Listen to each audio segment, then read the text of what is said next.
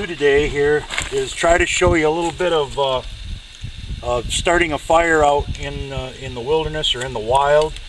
I don't like to carry the matches or lighters or any of that, even waterproof matches. Any of that stuff ends up getting wet or doesn't work or whatever. They're just unreliable. So I always have a ferro rod and the striking mechanism. I've got 2 or 3 different kinds, but you can see the sparks that come off of this, and it's pretty easy to get a fire going.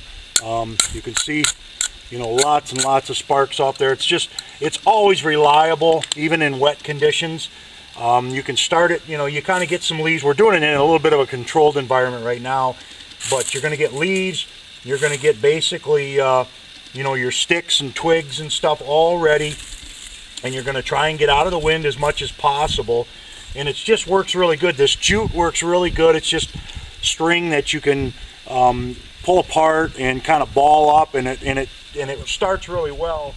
Pulled apart here and that. We'll put it in amongst the leaves, and you'll see how fast this stuff can start.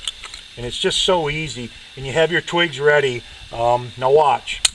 See how quick that stuff starts? I mean, it really works really well because it's very dry. And I always carry a little bit of that. And then you're just going to put your twigs in here. You're going to get more leaves.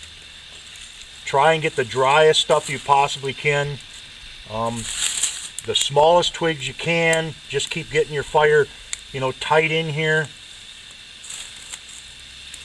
And I just love to use the ferro rods and stuff for survival techniques or whatever. The survival bracelets, I have lots of those that I sell, and they're great for doing that. But you can see how we basically almost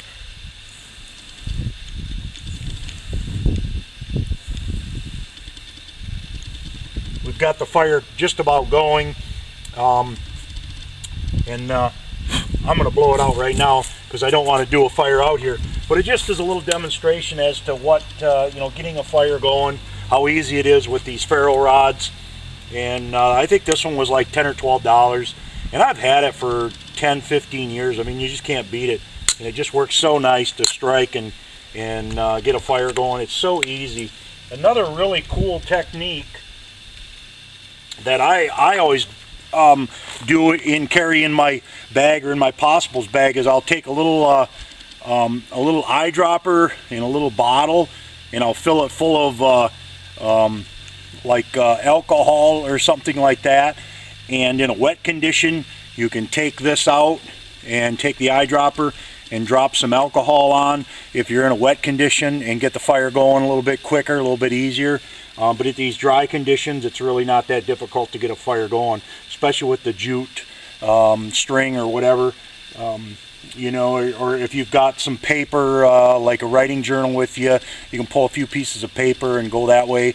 You can also start them with a magnifying glass. That works great. But anyway, I want to make sure this is all out because I don't really want to get a fire going out here today, because then I got to be out here to kind of tend to it.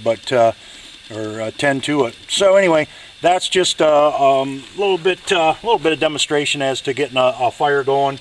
And like I said, you can't beat these ferro rods. In my opinion, they beat matches or lighters or any of that, because a lighter always runs out of fluid, or it doesn't work, or I don't know. It's just I don't find them to be very reliable. Same with the matches, even waterproof matches. I don't care how much you try in the wilderness or in the wild to keep this stuff dry. It just never ends up working that way.